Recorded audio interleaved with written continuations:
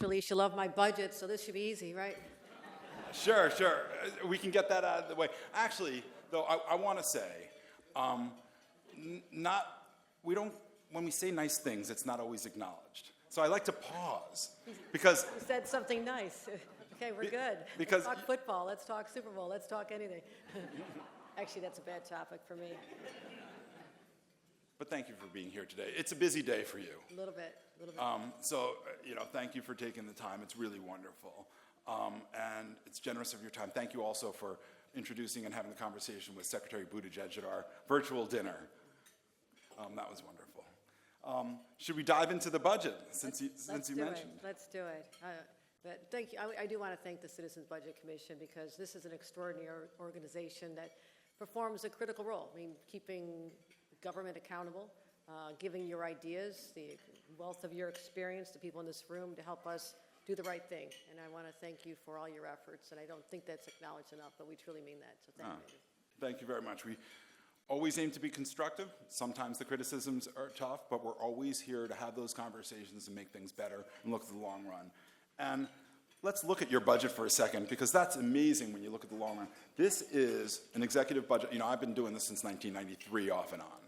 A 5-year financial plan, one more year than is normal, balanced in every year, I think unprecedented.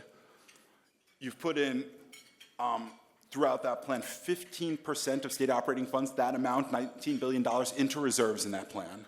So this is a plan that really does prioritize fiscal stability and fiscal prudence, which is important because there are challenges in the economy, challenges in the economic recovery, and a transformation, remote work that can affect revenues, our downtowns, our office space. But one of the immediate challenges we face right now is, obviously, a budget is negotiated with the legislature. The executive budget is often we'd like it to be a ceiling, but it's often considered a floor. So since you have this priority on fiscal stability and fiscal prudence, how sacrosanct is that priority, and how do you hold the line on spending and hold on to those reserves during the budget negotiation process? Love to hear your thoughts on that. Sure, thank you for the question. And I know based on past history, everyone's a little anxious about the process, but this is not my first budget. I had to balance 14 municipal budgets on time with reserves, and also, a few less zeros, I'll admit that right now. But the process is the same, how you can take care of the basic needs of your community, keep the tax burden as low as possible, but make sure that you are prepared for a rainy day, which happens unexpectedly. So that was the life of experience I have working in local government that I brought to this experience. But I also, having been lieutenant governor and having worked in other levels of government, I also know there is a legislative process. And what I set out to do was to use the extraordinary opportunity we have before us, which is unprecedented revenues, tax receipts are up, the infusion of money from the federal government. We'll never see the likes of that again probably in our lifetime, so we have to be smart about that. And also the stock market was doing very well. So the revenues are coming in, and yes, there's a tendency in some circles to say, okay, let's have a good time, let's spend this.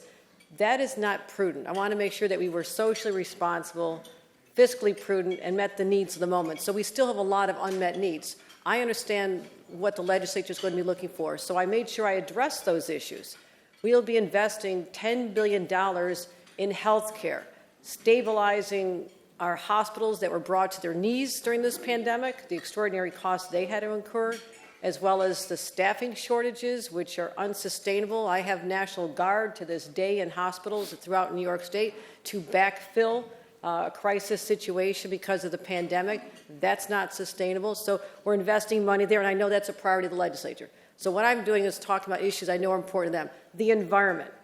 $400 million, largest infusion ever into our Environmental Protection Fund, as well as I'm going to need your help getting this over the finish line, a $4 billion environmental bond that will allow us to make the investments in critical environmental infrastructure to build resiliency. I also addressed child care, $1.4 billion to allow 400,000 more children to have the security of child care, because we know there's a reason a lot of people aren't back to work. That is, the moms are tending to take care of kids. I know this. I had to give up my job as an attorney for Senator Moynihan because I had no one to watch my kids, so this hit me personally. So women are still dealing with that, and that's why you're not seeing all these buildings filled downtown. There's not enough child care. Also, our education system, making sure that we elevate everything from K through 12, but also I'm reimagining our SUNY system and the CUNY system. There is untapped potential to make this be a premier institution. We've not met that excelsius, that excellence that I believe that we're capable of, and I'm leaning hard into that. So you think about the issues I'm talking about now, and there are many more, addressing the needs of small businesses, our renters, housing. I'm addressing those already in my budget, so the legislature has already been complimentary of the fact that they're not, I've heard this every time I talk to a legislator daily. We're so happy we don't have to go to war over this. We don't have to fight. They're happy with where we are. And I also was smart enough with my team to set aside a significant amount of money of our one-time pandemic dollars to help me decide how to spend it. So there's plenty to go around, but the bottom line is we are funding everything we're talking about for the next 5 years. I don't want to have recurring expenses that we're going to all of a sudden, and I hope to be around a long time, I don't want to be having to deal with this in another decade or however long it happens. I also know I have to leave the next generation of leaders a fiscally sound document to be the blueprint going forward. So we've accomplished that. And I will work with the legislature. I'm very collaborative. It's a different game in Albany. People are feeling that, different relationship with the city of New York. So the competitive nature of the budget process, I've done this before. I know what I'm doing. And so I feel comfortable in that, but also I have a lot of respect for the legislators and the voices they bring to the process. So I believe at the end of the day, we're going to end up with a very healthy, again, fiscally responsible budget that'll meet the needs of today, because the needs are extraordinary still. A lot of people are still hurting as a result of the pandemic. That's certainly true, and the list of needs and the activities in your budget is sometimes dizzying to keep. I mean, as we counted, and depending how you put it in buckets, around $6 billion into relief, recovery, economic development programs, which doesn't include some of that child care and other investments you've done on the recurring long basis. $2 billion for a homeowner tax rebate, some money for tax rebates and programs for small businesses, another $2 billion, as you mentioned, with the legislature to negotiate out a strategy to say, okay, there's still money on the table. I think that helps a lot too. I mean, Yeah. that just gets them. But I'm glad you mentioned the tax relief as well. I mean, despite the fact that people's incomes have gone up somewhat, it's all swallowed up by inflation. So people in the state are just not getting ahead. That is why we also looked at what we can do to help them meet their needs, and that is why it's an unprecedented over $2 billion property tax relief, as well as $1.2 billion expediting of the middle class tax breaks that were scheduled, but not to go into effect until 2025. And so I am fortunate to have a very brilliant team that surrounds me. Rob Mojica, my budget director, long years of experience, and Michael Lasher, who helped us come up with 220 policy proposals. I mean, this is the dream team you want to have around you, as well as my rest of my incredible individuals who work with me. But we are very strategic in this. Policy that met the needs, but also making sure that the money is there to cover it today and into the future. Into the future, just before we get to those priorities, you have wisely proposed changes to the rainy day fund. It's kind of structured pretty poorly. It's too small. It's benchmarked on the general fund, not operations funds. How we want to support your changes and even, frankly, push them a little further on the rainy day fund. Is that something that we can get done in this session? Does anybody besides you and I care about this? Yes, yes, and this will be part of my argument. I think people in this room care. Anybody care about this? All right, they all care. Don't undersell it. It just makes sense. I don't have to create this scary scenario that, oh my God, we could have a 100-year pandemic someday and the sky's falling. It actually happened. So I think there's this sense of, yes, you can't count on Washington because of the politics. We are very fortunate to get what we did out of them, and it was an extraordinary amount of money. That's going to help fund schools, healthcare, the environment, a lot of programs in the next few years, but it's going to dry up. It's going to dry up. So we can get this done. I really believe that. And that money set aside, again, that comes back to my local government experience where we had to have 15% reserves every year. That was my set aside 15% because I don't know what's going to happen with the stock market. I don't know what's going to happen, with remote work and some of the other challenges, and people, some people making a wrong decision that they're going to regret by leaving our state. We'll get them back. They're going to miss the greatest comeback in our history, and I'm telling everybody that. We'll welcome you back. So, and again, I don't know if there's going to be another variant. I mean, we are all set to start talking about reducing some of the restrictions. With this New York City, we had about a 1% infection rate throughout the fall.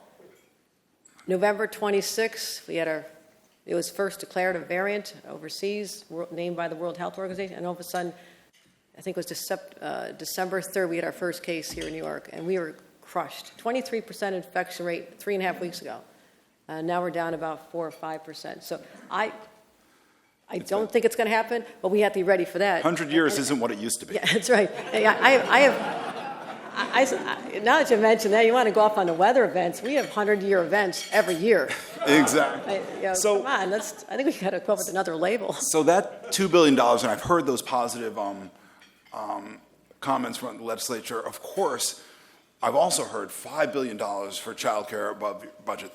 Another billion, I know you've asked for rent relief money from the federal government. The legislature wants to fund another $3 billion for excluded workers, $800 million for you. That's a lot of stuff to put in that $2 billion bag. How do you choose? You've chosen property tax relief. How do you choose who is most in need of relief, and residents and businesses, and what programs are actually going to be effective? Because frankly, New York's track record of economic development programs is not necessarily one that creates jobs or provides the relief. How do you choose those programs and make sure that they have an effect? Well, we have a track record of experience in this. This is where, having been 27 years of elective office every level, but also 7 years as lieutenant governor, I know all the programs. I announced every one of these programs. I go back and see how they're working, whether it's the affordable housing projects, and I'm very excited about our $25 billion affordable housing program, which will include 100,000 units, but 10,000 of which will be supportive housing. That has to happen immediately. And we can talk all we want. I want shovels in the ground like this, because that addresses the need we have of homelessness. We need more supportive housing. There's people with mental health challenges on our streets today. That is a humanitarian crisis. They need to be someplace they're getting help. Substance abuse programs, we're investing tremendously in those, because this pandemic, and you could not have foreseen this at the time. In February 2020, we're the safest big city in America. We are still among the safest big cities in America, just they're all going up. Every single city is going up, and we'll get that back under control. But we fell hard and fast. The human condition was hit hard, and a lot of people succumbed to their already pre-existing mental health challenges. It got more challenging. Kids that never showed any sign of problems were just devastated by the lack of connection. So we have to invest money into programs like mental health programs and more programs for kids after school to help bring them back from a year and a half they lost. So we have to look at that scenario. We have to invest in our schools right now to help with programs that they never had to take care of before. So I believe that there's, you talk about what our priorities are, taking care of those issues, housing issues, the people who are, the landlords who are still not being paid. I was just in Washington 3 days ago, and asking for at least $1 billion from other governors who have not spent it. I said that in a room full of other governors, and all of a sudden they're like, she's coming after our money. So yeah, I've got, you did not have the same needs we did, and it was the way it was spread around. That was a failure, to think that every state almost had equal needs in terms of who needs rent relief.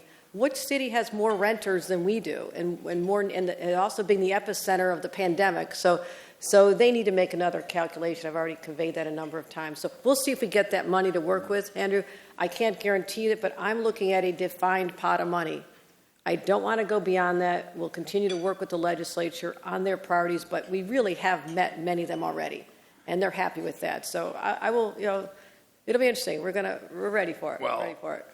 We certainly support you, Thank you. holding the line on that. The budget increases, if you include that $2 billion, it's $5.6 billion more than last year's state operating funds. If you go before the pandemic to next year with all funds, it's $29 billion higher. There's a lot of money there, but there's a lot of needs, as you say. The key is to manage it well. The key is to spend the money we have now after we've set aside reserves for the purpose it's intended.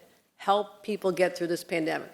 Hard-hit small businesses. I was just on Broadway last night. What a heart. Please, everybody, buy tickets. They need support, please. And it was a great play. Get out there and support. And business leaders, tell everybody to come back. Give them a bonus to burn the Zoom app and just come on back to work. Just come on back. Come on back. Because what's fascinating? The restaurants are packed. You can't get a hotel room, but people don't want to go into work. So they're here. They just want to keep sitting in their apartment. I've seen them. I'm I'm tracking them. And I see them here today. We're going to meet those needs, so we really feel very confident about that. One of the challenges, we need to not only save money for a rainy day, but we need to preserve our tax base.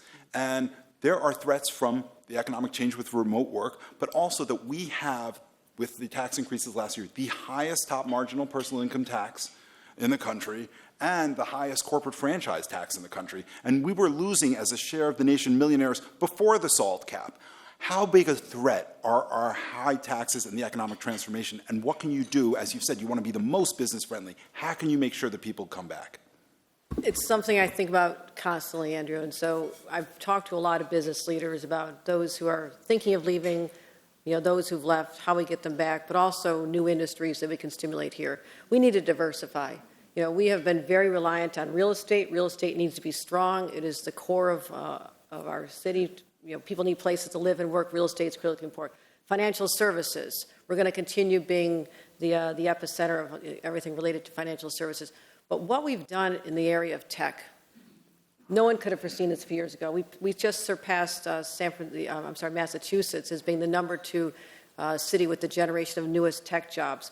People want to be here. I mean, this is something employers need to know this. And I spend more time than people realize recruiting in person as well as on the phone businesses to come here or expand here.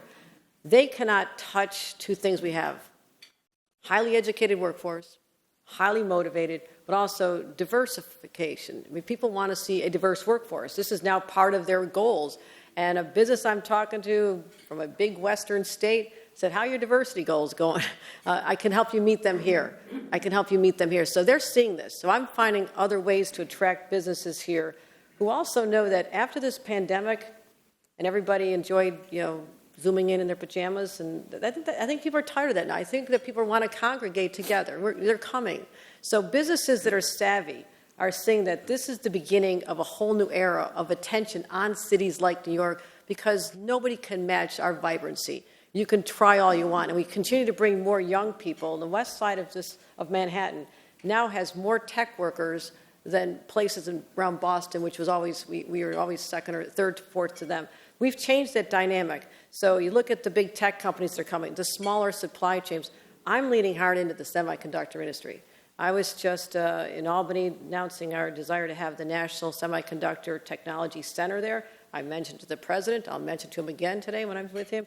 That should be here. It should be a hub that has spin-off industries that are going to be transformative. So being smart about diversifying, but also letting the people know that, I think for a long time in this city, and I'm not going to say anything more than that, in this city, I think a lot of people successful people, high net worth individuals, didn't feel welcome in their own city. They had this sense that their success was being denigrated, that they weren't welcome here. These are not just the people creating jobs. They're also the ones that are supporting our arts, our cultures, our philanthropies. And I can't have them doing that in Miami, because that is going to hurt us as well. That's the argument I'm making to other people. We cannot drive them away because they're supporting programs that help the homeless and helping with job training programs for underserved kids, all the things we care about. We have to make sure that they feel that, yes, we're happy for your success. We're glad you're in New York. And I can do that. I am constantly doing that with the mayor. We just talked about this yesterday, how the two of us are going to be out there promoting the city like no one has ever seen before. And we're going to have fun in the process. And people are going to want to be part of that. So that's not a written down budget strategy, but I know it's one that has been missing, and it's going to work, as well as making sure we address. I'm not raising taxes, by the way. So I just, not raising taxes. Not raising taxes, not raising taxes. Because we have enough to work with to meet the needs. And that's what I'm going to do. I'm going to work on working with the legislature to understand we have enough to meet the needs. Let's prioritize them. No long-term recurring costs that we can't pay for, and we're going to get through this. So I'm looking forward to the opportunity to really work with them, roll our sleeves up, and we're going to get this done. And also, the city and the state have to come back. I mean, I don't just talk about the city. The whole state has its unique needs, and I'm focused on the various sectors that we can promote in different parts of our state. So that's what a lot of my time is spent on, the economy of the rest of the state as well. as an aside, but not really an aside, you're working with the mayor and your collaboration is refreshing, important. I'm sure everyone in this room urges you to keep it going. And not only that, it's a signal and restoring faith in government, which is really necessary. So thank you for that. Moving on to other priorities, the MTA. I think I saw Jano earlier. How crucial is the MTA? Let's talk about the operating budget, which doesn't get talked about enough. Thankfully, to our congressional delegation, we have enough money to kind of paper over what is a $2.5 billion structural gap in operating budget over the next few years. Now, CBC identified $2.9 billion of operating budget savings, but if we don't get those savings, we're going to be on the path to or on the track to tax increases or fare increases or service hikes. What can we do to work with labor and to lead, and perhaps your leadership, to work with labor to actually change how the MTA operates so it can be fiscally sustainable when that federal money runs out? Excellent question. And first of all, you mentioned Jano Lieber. He is no longer acting CEO and chairman. He is now the permanent, because we got that to the legislature. So Jano, where's Jano? Raise your hand, Jano. I can't see out there. Are you there? Oh, there. Okay. All the tough questions go over there. No, again, this is the time we're meeting the moment. No one could have foreseen that our ridership would go down to zero. I mean, during the pandemic, there was no reason for people to, other than, God bless them, our healthcare workers and nurses and people going to their jobs and the people working in the grocery stores and our transit workers who showed up day after day during the darkest days of the pandemic. So our revenues plummeted, unanticipated. Now, not a rainy day. I would have called that a blizzard day. That was very bad. And so we are still coming out of the loss in revenues from that. We understand that. But if we don't also use this time to continue the investments that we've already proposed, then shame on us. I mean, look at what FDR did. I live in a house that FDR once lived in, so I'm always, there's giant paintings of him everywhere. I'm always thinking about FDR. There aren't many women in the pictures, I got to tell you that. Here either. So you think about what he did. He was governor right when the recession hit. He wasn't elected president until 32. So he was there trying to manage, the meltdown in his own city, in his own state, before he went to Washington. But despite the economic despair of the time, he built. So I'm going to continue with the projects that we've identified that are transformative: Second Avenue subway, East Side access, making sure we get Penn Station done, because New Yorkers should not have to arrive in a hellacious place on their way to work, because that's not going to get people to want to come downtown. So I have a lot of plans that we're going to keep on track, as we say, Jano, right? Because I know I'm always asking, how much longer? How much longer? I'm not going to live that long. Let's shave off a few years. So I love working with them, because they are, kind of say something about the MTA. We just had a blizzard. No one talks about when the planes land, only when the planes crash. That system kept through a blizzard and never stopped, never missed a moment. And if it had crashed and no one can get to work, we all would have heard about it. But let's commend the success of what they did just recently in that latest snowstorm. So, but we temporarily suspended fare increase, because when you're trying to get someone to buy a product, you don't raise the prices. That is temporary. We're looking at fares, tolls, other innovative ways to bring in revenues, but also even just our tap and go, our new technologies, getting people to get the best benefits so they don't have to sit there and calculate, what hour is this, where am I going? Let's just make things simple. So we're using technology to simplify the process, as well as, and this is something that needs to be said, we have to enhance the security of the MTA and the riders' experience so they feel safe getting on. That is all part of the link of bringing people back to the city. I was literally the mayor's second week on the job. We were down in the subway holding a press conference talking about our shared initiatives, making sure there's plenty of enforcement in the subway so people feel secure, but also addressing the needs of the homeless and how we can bring in teams of individuals to help them get to a place where they're getting help. So we're hitting it on all factors here, keeping the major projects going, identifying other funding sources. And you mentioned working with labor. Yes, they are our partners through this, and we're going to have we continue to have a very collaborative relationship with them as well. And we're going to get through that. We see the challenges, but we're going to continue with a bold, aggressive capital plan, because we have to. If you don't make those investments now, the price will just go up, and that's what we're paying with now. Second Avenue subway, I was in a tunnel that was built in 1940.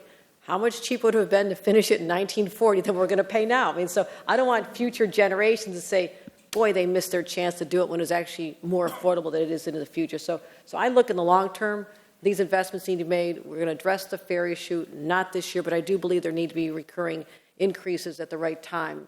But it's just not, we're still not back yet, and we're just not there. We're getting there.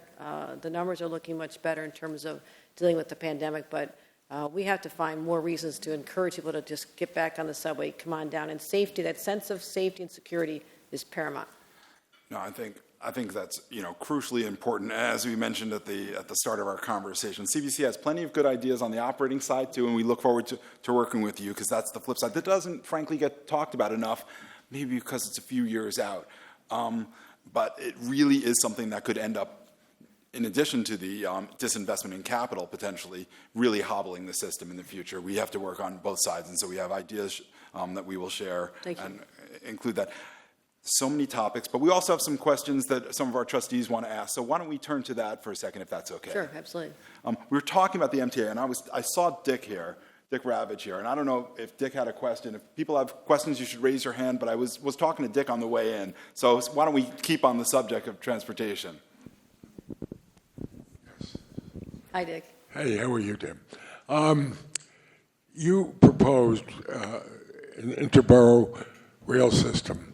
What is the estimated cost of that, and how do you expect to fund that? Out of the existing capital budget, when you have understandably postponed congestion pricing for a year, but the revenue from that, if it ever gets done in the way that it was initially contemplated, would provide the revenue necessary to repay the Fed loan and fund the existing budget. So what is the inter-borough system? I was excited to hear the proposal.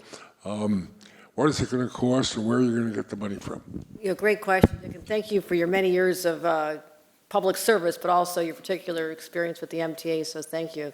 I thought this was a fascinating idea to recognize that people who live in Brooklyn or Queens very often now are working in Brooklyn or Queens as well. Shouldn't have to take a public transportation to get into the city of Manhattan to get back out to where they want to go. That just is illogical. It doesn't recognize the shift in demographic trends where people are actually living now. So that just was a smart adjustment in people's attitudes about where the trains need to go or where the transportation needs to go.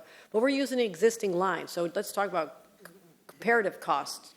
This is a smart, cost-effective way to use an existing rail line that can eventually connect with the Cross Harbor Tunnel, because we know how important freight is. Ask Jerry Nadler, you're going to get an earful on freight importance of that. But he wasn't wrong. I mean, who would have thought with the supply chain challenges and things not getting, products not getting to market in time, and also getting more trucks off the road. So this is ingenious. But also, I don't know the cost, Dick, because we've just launched our study. We have three major options, and they differ greatly in cost. One is going to be heavy rail, one is light rail, and one is bus rapid transit. So within that, but I think it's going to be, I don't want to throw out a number. Did we say less? Probably of at least a 0 or 2. We thought about this, and I looked at estimates, but I just don't know which is going to be the best recommendation. But it's not going to be anywhere near some of the other major projects that we're talking about, and we will be able to fund that with setting aside funding now, as well as making it part of our capital plan. It's going to take a number of years, despite my best efforts, because we have a lot of studies to do. But having all the existing right-of-ways right now saves an enormous amount of time. That is usually where you lose. Could be decades when there's opposition and concern. And okay, we're going to get that right, but that line is there. In my judgment, it's ready to go. We have already started the study, already underway, within days of me announcing it. So we're ready to go with that. But we'll be analyzing the numbers. It's not going to be, I'll tell you, it's not going to be $20 billion. It's going to be less than that. It might be even less than, I'm not going to guess. I'm not, I'm not playing this game, but actually I was playing the game, wasn't I? But there's three major options, and it just really comes down to which one is the best. And there's a major cost differential between bus rapid transit and heavy rail. And since you already have $60 billion of projects already in the multiple capital plans, it's certainly we need to prioritize and get the right ones moving. Other questions? I think I talked to Shari on the way in. Shari Hyman. Hi, Governor Shari Hyman, thank you for being here. This has been terrific. I have a question on environment and alternative energy sources, which I'm very excited to see, I think many of us in this room, the focus on moving full steam ahead to get to these alternative sources. The question I have is, given that we don't know fully the capacity that wind energy is going to be able to provide and what some of the detriments may be to establishing these massive wind farms offshore, has there been any thought given to piloting programs before moving fully ahead with the complete rollout? Right, and we are very much diversifying in that space, because I cannot count on offshore wind off the shores of the coast of Long Island, which hasn't even been built yet. You know, we're still, and I was at the manufacturing facility where we're making the bases and the base part of the turbines in Albany, the Port of Albany. And this is brilliant. You know, talk about weaning ourselves from foreign supply chains. This is exactly what we want. We want to bring that manufacturing back here, so we're not subject to the whims of geopolitical battles or trade wars or whatever is happening in other parts of the world. So we'll manufacture, ship it down the Hudson, get it out there, and also have training programs for that. But I'm not putting all my eggs in that basket, because I know we're a number of years away from that. That is why, as we continue to transition New York City in particular to renewables, I made sure that we were very bold. One of my first couple weeks on the job, we were looking at two options. One was to bring hydropower down from Quebec along existing transmission lines, or looking at wind and solar from the Catskill region. And you know, they were viewed as one or the other. And I said, why aren't we doing both? Like, why, we have the need now. Why would we do these in sequence? You do them simultaneously. So we are finding other ways to bring in power without waiting for that one industry. But when that industry takes off, it is going to be, we're investing $500 million into that industry this year. Offshore wind. We are I declared this, therefore it's true, I found out. We are the epicenter of offshore wind, and nobody can touch us. You know, in fact, I'm announcing another project in a couple of days. I'll be out there with the Secretary of Interior, as well as the Secretary of Energy, who's been very supportive of what we're doing here. So America's paying attention to what we're doing. Washington's paying attention. They love the boldness of how we're embracing this, but I know it is not going to be powering homes anytime in the near future. So we have to make sure that the transition is smart, and that there's other sources to make sure. We're not going to leave this city without power. I can guarantee that. So I've been studying the budget for a long time, but when I want to learn, even before... Andrew, do you have a life? I was a professional musician and a chef before this. Okay, I knew you had any more fun than just a guy who reads budgets all the time. I sense that in you, Andrew. I sense that. I will not. I'm going to talk to Robert about this afterwards.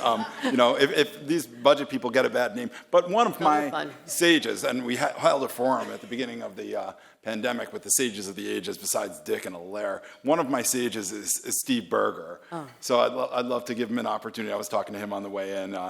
Did you have a question? You had mentioned something to me.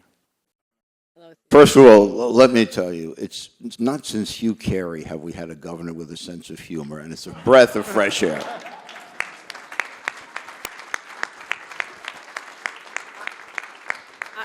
I will note that was the last Irish governor. So yes. And at some point, I've got stories. I unfortunately have the budget nerd question. There are some of us, many of us in this room, for decades have been talking to the state about the state going on gap financing and putting out their financial plan at the same time they put out the budget. I know the budget division has 243 reasons why they can't go on gap. But the fact of the matter is, it would be not only something in terms of transparency, but I believe it will be a great help to you and to a governor in running the state if we could, over the next period of time, get to gap financing. So this is Citizens Budget Commission. That's the question for you. Okay, thank you, Steve. And also, you know, if you're looking for projections in the future, we have put forth a 5-year financial plan already that's fully funded. So I think that's progress that has not happened before. And as I talked to my budget director, and we talked about, the same thing you're talking about, Steve, people need to know, because we're talking about some very significant dollars right now. And people are saying, well, they're just going to spend it all right now, and then we're going to be in trouble in a couple of years. I need to give people the confidence, and one, that we know how to do this. We're going to be socially responsible in every sense of the word, because we have very deep human needs right now because of the pandemic and otherwise. But also, I have to make sure that this state not just stays afloat, but gives confidence to investors and the people who do bond ratings for all the communities. And I was always subjected to this when I was a local official. We had to go to New York City and convinced everybody in the bond markets that we were a safe bet. So I understand this. This is part of my DNA. So I need to do that for the state of New York. I want people to understand that we have a plan. It is a very healthy plan. And it also has buffered in for the contingencies for that rainy day or the blizzard day or the next pandemic or the stock market or recession or inflation out of control. I have assessed all these risks because I live with them every day. I'm constantly seeing the risks and the threats and how we mitigate them. So that is exactly what we're attempting to do, and I'll continue working toward that goal of giving people as clear a picture as I have today, except for the unforeseen global pandemic every 100 years. I think that'll be great, and I look forward to, you got the mid-year update out in time, the quick start reports. These are things that we haven't seen. I look forward, hopefully, in an enacted budget to actually see a financial plan, just one of the things we'll advocate for. I know your time is pressed today. Got to talk to the president about fighting crime, and somehow I always slip in more money for New York. Well, all right, thank you. well, I want to thank you very much. Thank you, guys. It's been a wonderful time. Really appreciate it, and good luck with the rest of your day. Thank you, thank you. Kathy Hochul.